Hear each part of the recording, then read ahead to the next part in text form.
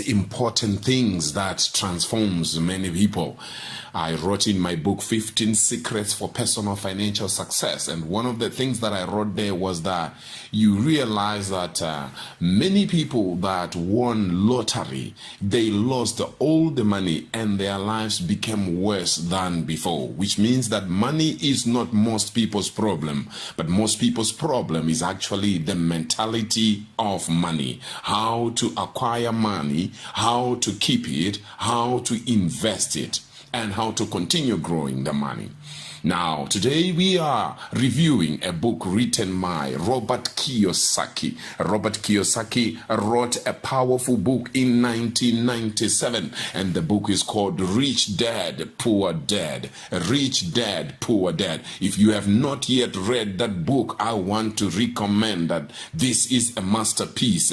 It has been an award-winning book, a bestseller on New York Times and many other places. You need to read Rich Dad, Poor Dad, published 1999 by Robert Kiyosaki and Sharon Lechter. This book mainly talks about financial literacy or financial education, and it recommends that you need to, have a certain mentality that helps you to acquire money and to keep it and to grow it. So the book talks about investing in assets, real estate investing, starting and owning your own business, and increasing your financial intelligence. This is a book and a half. You really need to read it. If you have read it, I would like to recommend you to reread it because it's a powerful book. Now, in this particular book, we see Robert Kiyosaki talking about his two dads. His biological father, who was a PhD holder, and he was the head of education in Hawaii. This man was highly educated in academics, but unfortunately, he was not educated when it came to financial education. And then the other dad, the second dad to Robert Kiyosaki, was Robert Kiyosaki's friend's father. It was the father of Robert Kiyosaki's friend, who became his mentor in terms of becoming rich. So when the book is called Rich Dad, it is referring to the friend to Robert Kiyosaki's father. And then Poor Dad represents Robert Kiyosaki's biological father, who was highly educated academically, but unfortunately, he was not educated when it came to finances.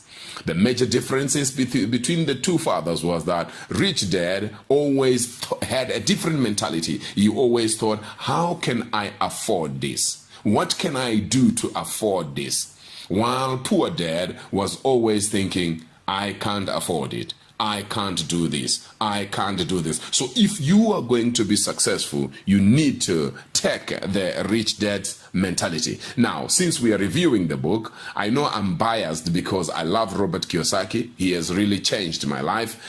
He has changed the way I think about money. He has changed the way I think about assets. I used to think, according to accounting, we call a phone an asset. We call the house you live in an asset. We call a motor vehicle an asset. But according to Robert Kiyosaki, the house that you live in, if it is not bringing income, then it's not an asset. Your phone, if it's not bringing money, then it's not an asset. Your motor vehicle, if it's not bringing money, it's not an asset. Your laptop, if it's not bringing money, it's not an asset. An asset, according to Robert Kiyosaki, in the book Rich Dad, Poor Dad, is something that brings money into your pockets. If it is taking money away from you every month, then it's a liability. All right, so let's look at praise and support for the book. As I've alluded to before, the book has sold over 32 million copies in more than 51 languages across more than 109 countries. And it has been on the New York Times bestseller list for over 7 years. And it has received a lot of positive reviews across the world. But however, the book has also gotten a number of critics pouncing on the book and also pouncing on Robert Kiyosaki. Now, Robert Kiyosaki's major breakthrough was when he appeared on Oprah Winfrey's show. When he was interviewed by Oprah Winfrey, that opened unbelievable doors for him. And the book went really, really, really viral. However, you also have some critics that have, spoken negatively about the book, and that's normal. You cannot do anything that will never be criticized, and when you are criticized, it can also help you to become better. According to John T. Reed, he really criticized Rich Dad Poor Dad book, and he was saying everything about the book is just wrong, it's bad advice, and it's dangerous advice. That's according to John T. Reed. There are many others who have also criticized the book, and they believe that Robert Kiyosaki, when he talks about Rich Dad and Poor Dad, he just fabricated the story. Probably there was never such a thing as Rich Dad, there was never such a thing as Poor Dad. But you know what?